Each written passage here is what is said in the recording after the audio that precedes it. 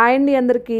మొన్న నేను పొల్లట్లు వీడియో అయితే ఒకటి పెట్టాను కదండీ! ఆ వీడియో అయితే కొంతమందికి నచ్చిందనమాట. అంటే అందరికీ నచ్చాలని ఏం లేదు కదండీ! ఇప్పుడు ఒకళ్ళకి మహేష్ బాబు ఇష్టం, ఒకళ్ళకి పవన్ కళ్యాణ్ ఇష్టం, ఒకళ్ళకేమో నాని ఇష్టం.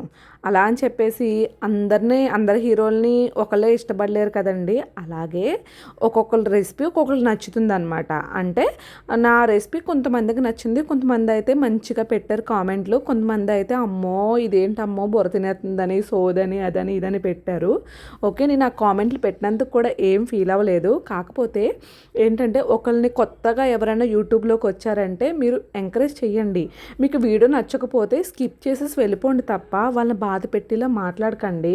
ఎందుకంటే నేనైతే నెగెటివ్ కామెంట్స్ పట్టించుకోను. కొంతమంది సెన్సిటివ్ ఉన్న వాళ్ళైతే పట్టించుకుంటారు. అలాగే ఛానల్ ఆపేస్తారు. ఎందుకంటే వాళ్ళు ఒక గోల్‌తో అయితే ఛానల్ ఓపెన్ చేస్తారు కదా! అలాంటి కామెంట్స్ వల్ల బాధపడతారనమాట. ఓకేనండి. ఆ విషయం పక్కన పెట్టేద్దాం ఇంకా. ఎవరైనా బీఎస్సీ గానీ, అలా బీఫార్మసీ గానీ చేసిన వాళ్ళు ఉంటారు కదండీ! అలాంటి వాళ్ళు ఎవరైనా జాబ్ కోసం సెర్చ్ చేస్తే మేము వైజాగ్‌లో అచ్యుతాపురంలో ఉంటున్నాము. ఇక్కడైతే కంపెనీలన్నీ వేకెన్సీలో ఉన్నాయి.